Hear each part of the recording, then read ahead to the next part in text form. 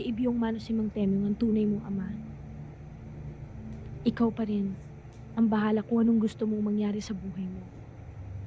Hindi importante kung sinong tunay kong ama.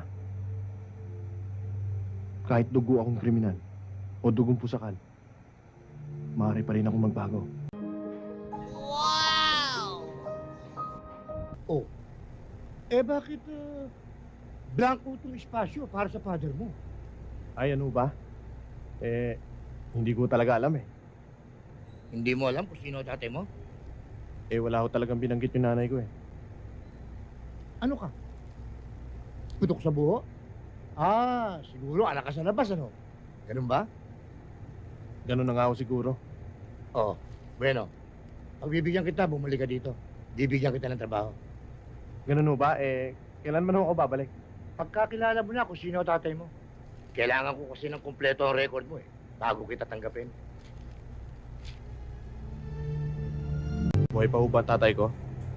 Ano sabi ng nanay mo? Patay na raw ho eh. O, patay na pala eh. Hindi ko na kayang buhayin yun. Pero huwag ka mag-alala. Balang araw malalaman mo rin kung sino tunay mong ama. Pero palagay ko hindi sa mga araw na ito. O sige, mag-bis ka na at papasyal natin to kay Aling Nati. Gusto magpahiyang eh. Kaya aling natin. Ay, naku, ang dami babichi ron. Tsaka mapapalaban yung tatay mo. Isa Sige, magbibisa dali mo. mo O sige, Oy, Victor, ihasa mo na yan. Oh, no! Ito pala yung kotse ninyo eh. Oo, kasi pinagagawa ko. Maraming kalampag, kaya pinapapalitan ko yung studio. Ano ko rin? Sige na, ito na lang gamitin natin. Ano gagamitin? Itong ko... Ito ang kotse. Kotse ho to ng ninong ko eh. Di ba no? Oo. Kotse na ninong mo? Anong kotse na ninong mo? Kotse ko to. Kotse ho to ng ninong ko. Katunayan nga ho, itong ginamit niya sa Batangas nung makipaglibing sila sa nanay ko eh, di ba nong? Batangas. Ano kalokohan to, Temyong? Ay, Juan, Batangas. Doon sa may Blooming Treat. Naiwan lang niya ko yung kalye. Doon sa may Laloma. At saka, kaya namin dinilong para road test na rin. Hindi ba? Ewan ko sa inyo. Oh, ha? Ano road test? Dinala nyo pa sa libing niya. Malas yun. Malas? Baka gusto mo ikaw malasin. Ano malasin? Ako, demonyo ka, huwag mo kong pinagtatatakot ha. Gusto mo lagyan kitang gripo? Hindi na kailangan. Marami ako niyan sa bahay. Kung lagyan kitang ng gripo sa giliran, sandali. Gusto mo lagyan kitang gripo sa giliran? Gusto mo, Aki, minum lang. Gusto mo ikaw gamit sa Aki kotse. Gusto mo ikaw punta ka Hong Kong, sa Japan, sa Samanga. Basta ikaw gamit. Wala problema. Okay lang. Tarantado ka talaga, no? Ninong! Oh, Si Sargento Di Magiba, nag-aamok. bilhin nyo ng katol. Ninong. Palagay ko'y magtatagal ako rito. At natitiyak ko na hindi titigil si Ibyong hanggat hindi niya nakukuha ang teritoryo ko.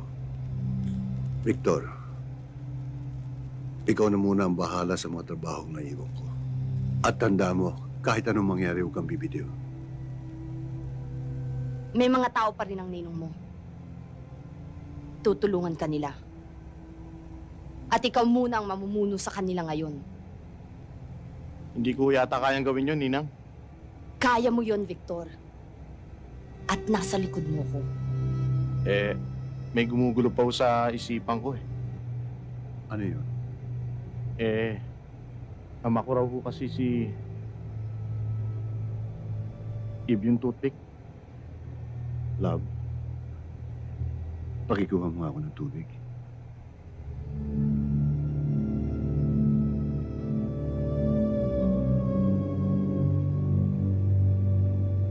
Tandaan mo ito, Victor. Pag hindi mo inalis sa isip mo, ang chismis na naririnig mo tungkol sa iyo, Mama, hindi ka pwedeng lumamang kay Ibyo. Kaya akong paniwalaan. Hindi siya ang iyong ama.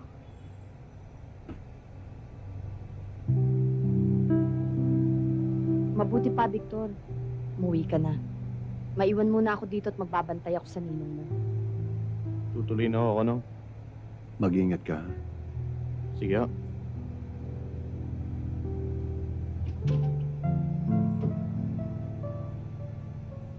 O, magpahinga ka na.